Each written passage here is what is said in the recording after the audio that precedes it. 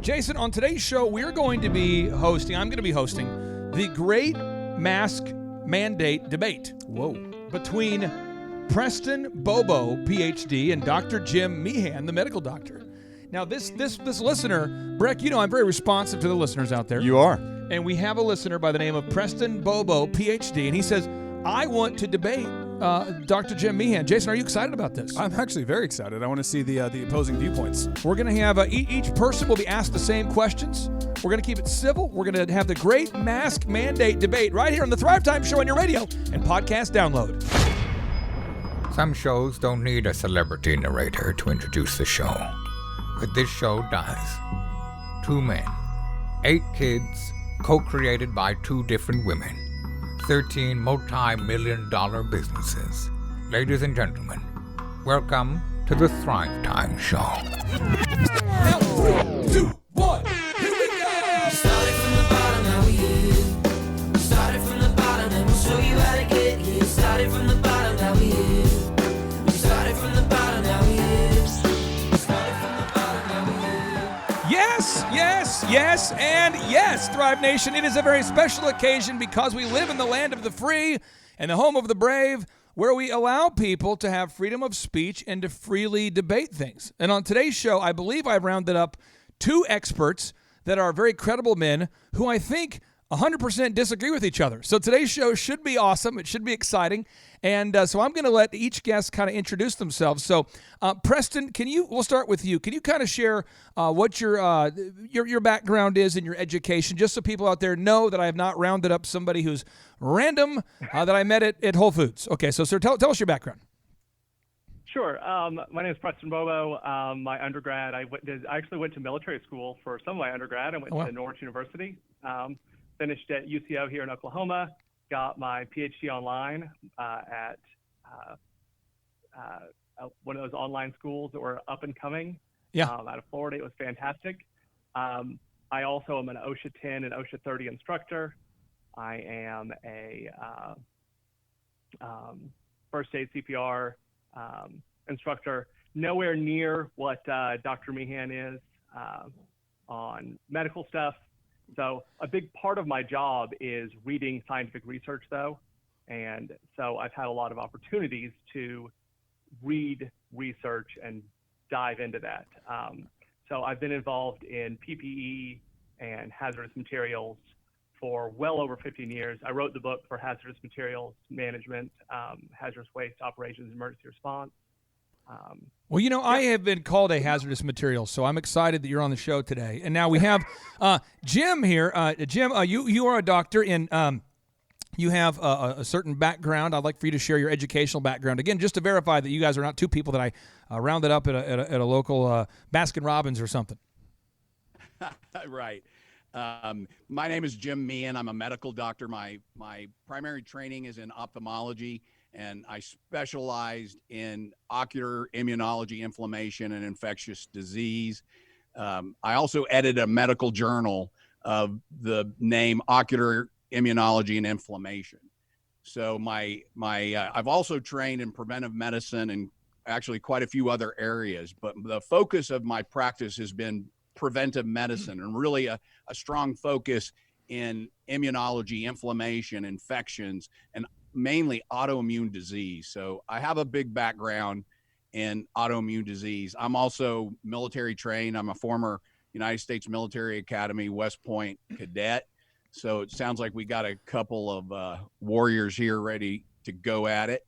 Yeah. And I really appreciate Preston taking on the burdensome job of trying to counter the arguments of about 40 years worth of science. Oh boy, that says okay, it's going to support everything that now, I have to say. Now don't sneak in those. Don't sneak. I'm keeping it objective here. We're gonna now listen. Sneaky. You're sneaking out. Here's how the rules are going to work.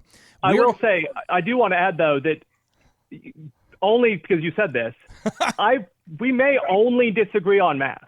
Right. I highly respect Dr. impression. Meehan. Okay, so what I'm going to do here, I just want to make sure the listeners know what I'm going to do, because I want to make sure we're on the same team here.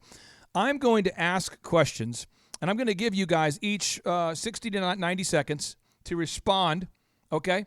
And the idea is we want to keep it upbeat, up-tempo. We're going to fly through the issues related to the mask mandates. And I just want to be clear, the only reason, that I choose to not wear a mask right now at this very, very second is a lot of because I want to spite some of our listeners. Many of our listeners have said, you should wear a mask. It'll improve the quality of the video if you wear a mask. And I say, no, I will not wear a mask, and I will ruin the quality of this show by not wearing a mask. So here we go. Okay, so question number 1 I have here. This is my first question. Dr. Bobo, your educational background, we know you sound legit. Dr. Jim, we know you sound legit. Let's talk about the death rate, Dr. Bobo. What is the death rate of COVID-19? What kind of data do you have? What's the death rate of COVID-19?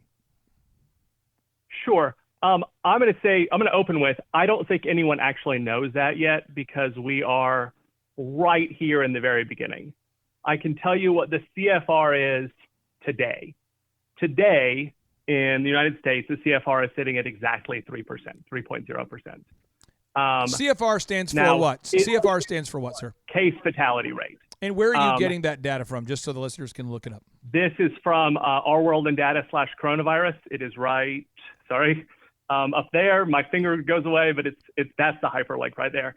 And every resource I talk about today, every resource I mention, I will share with you so you can pop it in the show notes. Okay, so your listeners can Our click World on all these. Our World in Data. Is that the domain? .org /coronavirus. They get their data from local health departments, and it is all compiled through state health departments, and then they link all that. Now, it's important to note here, and I know I'm up against the clock, this is positive tests versus recorded deaths.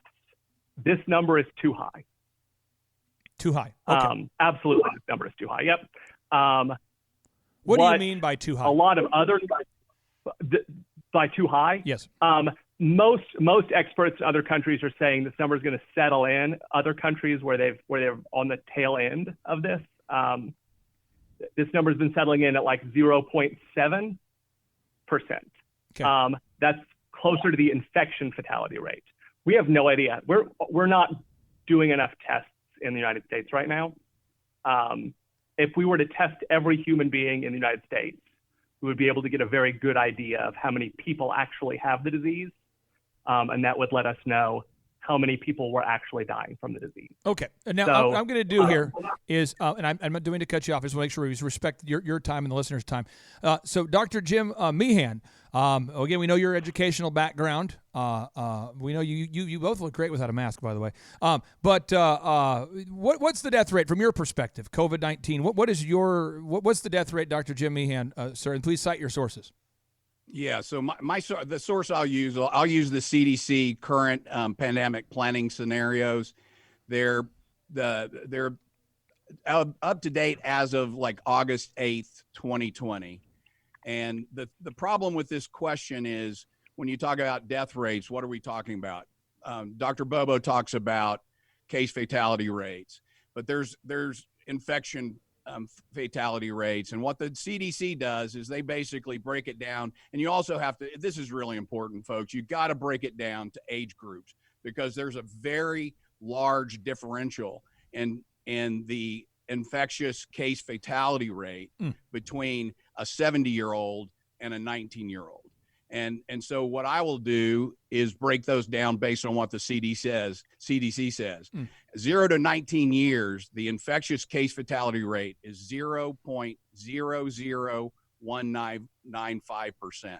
So another way of saying that is if you're 19 years or younger, your chance of surviving a case of COVID-19 is 99.99815%.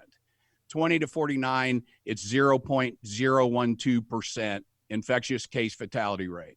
50 to 69, it's 0.3%. So 99.7% chance you survive. And then finally, 70 plus, it's 3.24% is the infectious case fatality. Now, what I'm going to do on this, because this is my show and I get to be that guy, what I'm going to do is I'm going to then, on the next question, I'm going to ask you, Dr. Jim, the question first, because, it's always easier to go second, in my opinion, in debates. Right. And then at the end, we're going to do this thing called the lightning round, which is crazy because neither one of you are prepared for the lightning round. And this is where you can spout off whatever you want to spout off for 60 seconds so you get your final take in there, okay? So if you guys disagree with each other, just kind of take notes. I want people to hear both sides, okay? So we're going to move on to question number 2. So we're going to go with Dr. Jim first on this one. So back-to-back questions for you. This is, how treatable is COVID-19? People email me all the time. They say, Clay, ask these doctors, how dangerous is it, or how treatable is it? How treatable and dangerous is COVID-19, Dr. Jim? Well, in my personal experience and based on the clinical evidence coming out of a number of locations all over the world, it's a very treatable disease. But we have a problem with what we consider treatment. In hospitals today, they're treating primarily with dexamethasone and remdesivir. Those are marginally effective treatments at best, mainly because many doctors are not recognizing the science that has fully supported hydroxychloroquine plus zinc plus azithromycin, evolving evidence on the benefits of ivermectin, the critical benefits of vitamin D. Studies are coming out all over the world now showing the benefit of things like vitamin D. Let me clarify this. And I'm going to ask the same question to Dr. Bobo in a minute as well. If I came into your clinic with COVID-19, would you as a doctor be worried about me dying from COVID-19? I mean, did you, in your mind, is it treatable? And are you asking me, Clay? Yes, Dr. Jim. In your mind, absolutely. In fact, I've treated it in quite a large number of patients. Okay.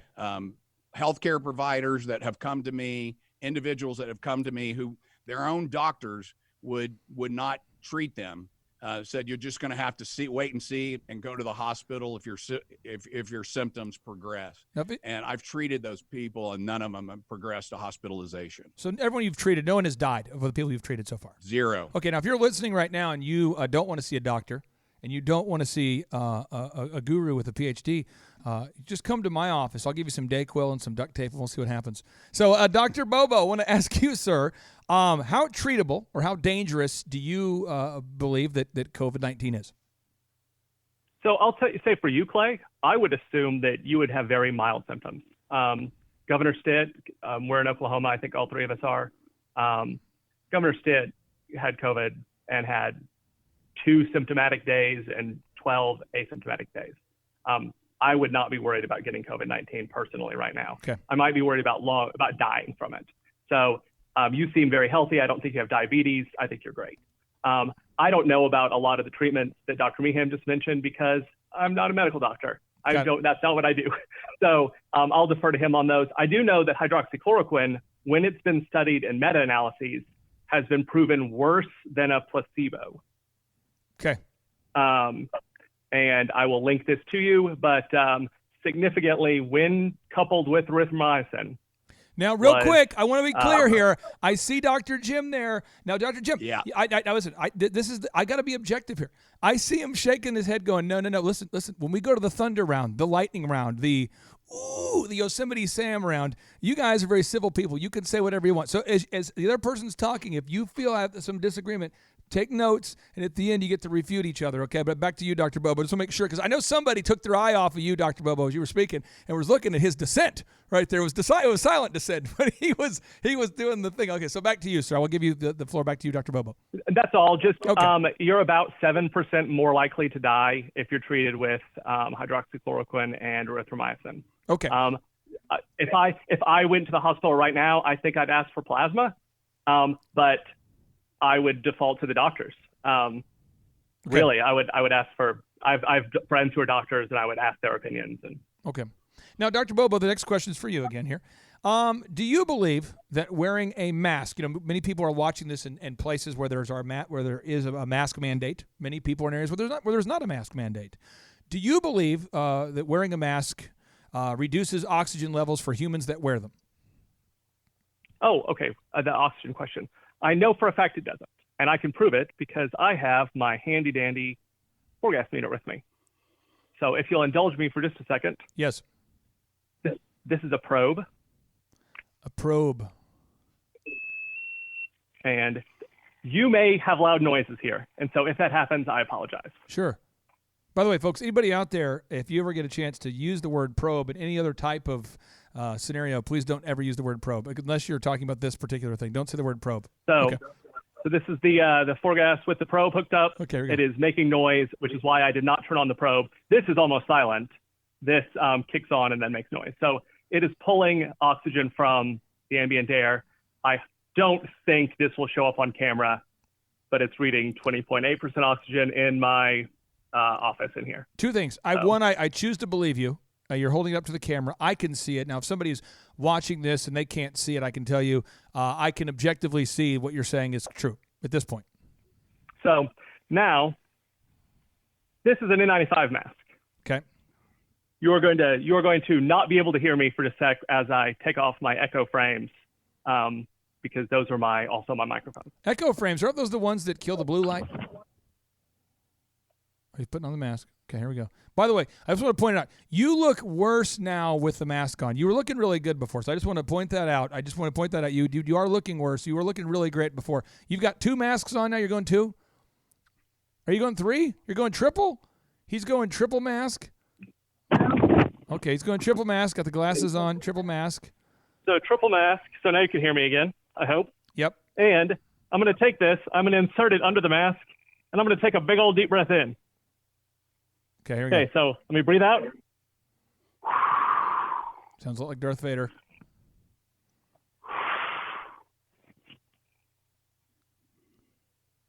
Okay. Now, why is this be important? Because when you breathe in, you're pulling air into your lungs through the mask. Okay. Now, watch what happens when I breathe out through the mask. Okay.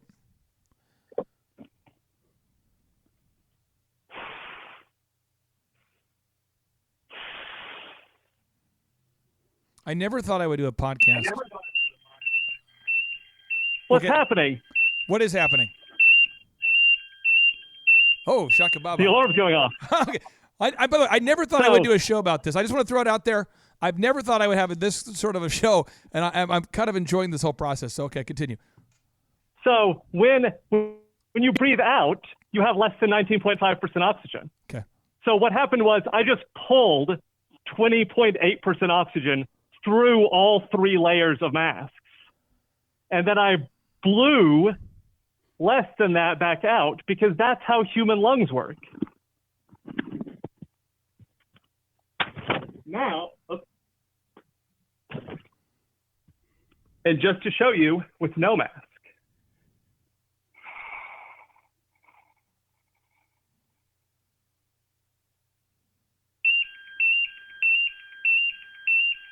I kind of want Masks to. can't. Real quick, I just want to throw it out. I kind of feel like I'm in Star Trek, the one where Scotty's like, "I can't get you any more power." I think that's the sound effect they used right there. Was the Right. Masks can't stop oxygen. They're just there. I mean, and this is my bailiwick. The particles are too small. There's nothing in this that can stop oxygen. Okay. Now, Dr. Jim Meehan, sir, Right. I would like to get your take. Do you believe that wearing a mask reduces oxygen levels for humans that wear them? Yeah, absolutely. They do. And that's what the relevant science says. Now, one of the things that your listeners need to understand is that in the hierarchy of evidence in medicine, being a former medical editor, I think I have a better understanding of the importance of the level of evidence. And the lowest level is anecdote. And what we just saw there was anecdote. The highest level is meta-analysis of multiple randomized controlled Quick trials. question. I'm assuming that somebody out there says, I don't know what you just said. So you said anecdote. We have a lot of smart listeners, but maybe, Right. So anecdote, what does that mean? Can you just please explain that? So it means that we've got one test, we got one report, we've got one example that doesn't really represent the variable probabilities that could occur out there. So I would rather rely on the science that says, we have a number of studies. I think a pertinent study here is a team of researchers from the Department of Neurosurgery at Ufuk University in Turkey, and they submitted a paper called the Preliminary Report on Surgical Mask-Induced Deoxygenation During Major Surgery. And they reported that the longer a mask is worn, the more the blood is desaturated. So one of the points that I don't like about a test like that, we've done those tests in my office multiple times. I have a similar meter. That level of oxygen decreases below OSHA standards. The level of CO2 increases above OSHA standards very quickly just behind that mask.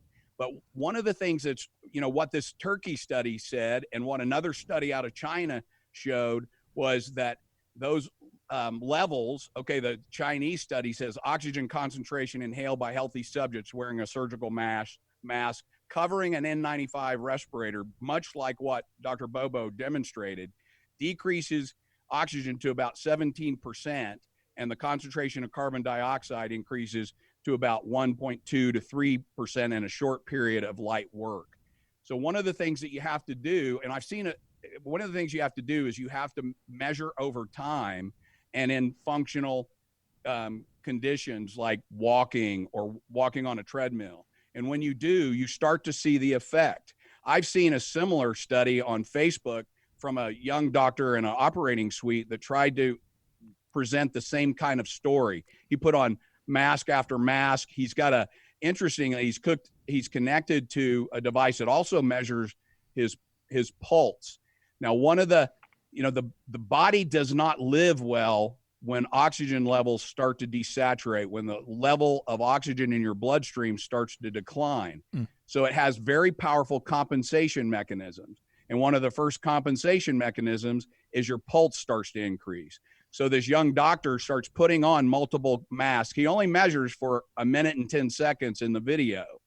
But what you see on the monitor behind him is his pulse starting to elevate. And this is a young, healthy guy. He's got no reason for his pulse to elevate other than the physiologic response, which is trying to increase his pulse to gather more oxygen that is declining in his bloodstream. Now we have 7 minutes left to go. We got 4 questions. We have 2 questions for each of you guys, and then we're going to go into our lightning thunder round, our cage fight, where you can say whatever you want to say. And so get yourselves ready for that. So we move on to our next question. Dr. Jim, I'll start with you on this one. And again, maybe this question, maybe the way I phrased it isn't objective. So let me try it. Do you believe that people who wear masks report feeling dizzy and nauseous? I mean, the original question was, why do you believe many mask wearers report feeling dizzy and nauseous? But then that question kind of sounds like I'm assuming that people actually feel dizzy and nauseous. And because I'm not a doctor and I'm not in there treating patients, do you believe that wearing a mask causes people to feel dizzy and nauseous? Yeah, I've seen those patients myself, and one of the reasons is not everybody responds to deoxygenation and elevating CO2 in their bloodstream the same way. Many people in our population have respiratory diseases, asthma, COPD. They suffer more under the effects of a mask.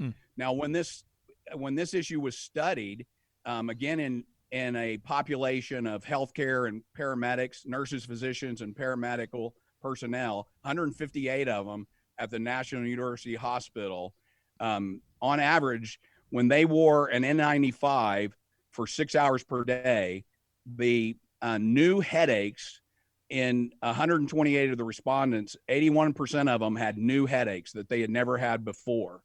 And when those were graded, 71.9% of the respondents had a mild grade of headache, but 23.4% experienced migraine-like symptoms such as nausea, vomiting, photophobia, phonophobia, movement sensitivity, and neck discomfort. Where are you getting this information from? Yeah, so this is from a study entitled PPE-associated headaches increase among healthcare workers amid COVID-19. And if you guys Clay, I'll share with you all of my notes with all of the references to the relevant site. If both you, Dr. Jim, and Dr. Bobo, if you could put all your notes on this Google Doc we're sharing as soon as we wrap up the show, I want to put them up there so all the listeners can look at it. And again, I want to thank Dr. Bobo for his courage. He reached out to us via social media to set up this debate, and I appreciate you both passionately sharing your viewpoints here. So, Dr. Bobo, do you believe that wearing a mask causes people to feel dizzy and nauseous, or what's your take on that, sir? Absolutely. I 100% believe it does. The Asthma and Allergy Association, the Asthma and Allergy Foundation of America has a section dedicated to this on their website where they're very clear. It changes the way you breathe a bit. They say that for asthmatics, having asthma is not an excuse not to wear a mask, but you may need to practice at home to wear a mask in public. It doesn't decrease your oxygen. That's impossible. But it does change the tempo of your breath. And so you may need to get used to it and you find, a lot of people will find they just forget they have it on. At our office, I know several of our young ladies, we have a mask requirement when we're in our halls. They've ended up pouring coffee down their fronts because they've forgotten their masks were on when they got back to their desk and went to take a drink of coffee. Just so they've gotten so used to it. We see this when we put people in SCBAs. An SCBA is a self-contained breathing apparatus. It blows oxygenated air at you. 100% of the time I put a guy in an SCBA, he gets a headache that night. I guarantee that respirators give people headaches. That's not because they're getting inadequate oxygenation. It's because it changes the tempo of your breathing. It's something that people have to get used to. Now, 100%. Now, a final question I have before we go into the Lightning Thunder Crazy Round. This is for Dr. Bobo. Does wearing a mask, do you believe that wearing a mask effectively stops the spread of COVID-19? Absolutely. Behind me is a graph from a really good study, and I'm going to try to switch to just Oklahoma. Here in Oklahoma, we have a very interesting study going on where we have only the towns in Oklahoma that have mask mandates versus the towns that don't. And what website are you getting this from there, sir? So this is from the State Department of Health. If you get those numbers daily. Got it. Is this Kendrick this study? Here is from a study about study, Preston? Is this the Kendrick study? No.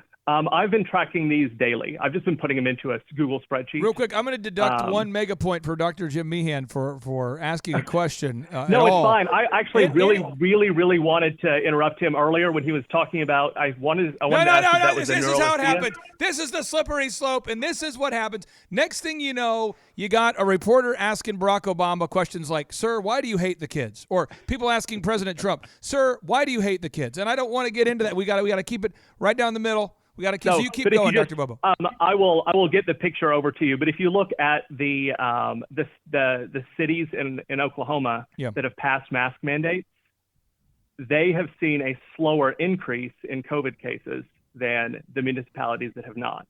Okay. And this has been true just every place that's passed a mask mandate. We've seen significant drops. Okay. Now, and this has gone through. Even President Trump said, "Wear a mask. Whether you like the mask or not, it makes a difference." Now, we need all the help we can get. Sorry, I didn't mean to cut you off. No, it's okay. It's okay. I want to make sure the listeners we're all taking notes here, fact checking, researching. Okay, we're moving on to again, Dr. Jim. I want to get your take on this before we move into the crazy round. And okay, so now, Dr. Jim, wearing a mask, does it effectively stop the spread of COVID-19? No, and I'll counter Preston's, Dr. Bobo's, Oklahoma data with the National Bureau of Economic Research. They looked at 25 U.S. states and 23 countries. The largest analysis of the epidemiologic data of any analysis thus far. And the paper's conclusion is that the data trends indicate that non-pharmaceutical interventions, lockdowns, closure, travel restrictions, stay-at-home orders, event bans, quarantines, curfew, and mask mandates do not seem to affect virus transmission rates. The conclusion of some of the leading epidemiologists in the world and all over the world is that the curve looks the same everywhere it's studied. It's a Gompertz curve. It's the standard infectious curve where you go up rapidly and then you come down. And where are you getting this? Bit slower. Where are you getting this data from there, Dr. Jim? So this is the National Bureau of Economic Research. And you're going to put this on the notes. NBER. You're going to put this on the notes. Yes, So I will. both of you guys, as it's soon a as we- really powerful study. And what we're really finding is that no matter what you do to try to mitigate, we've experimented on the population with a lot of new interventions, quarantining healthy people, the lockdowns, mask mandates. And all of these experiments have essentially failed. They end up looking the same as they always have. Every viral pandemic that we've experienced has very similar features, and the masks are not mitigating that in any way. The science that so many people are relying upon, and I won't speak for Dr. Bobo, but the majority of the science that's being presented today is based on retrospective observational analyses.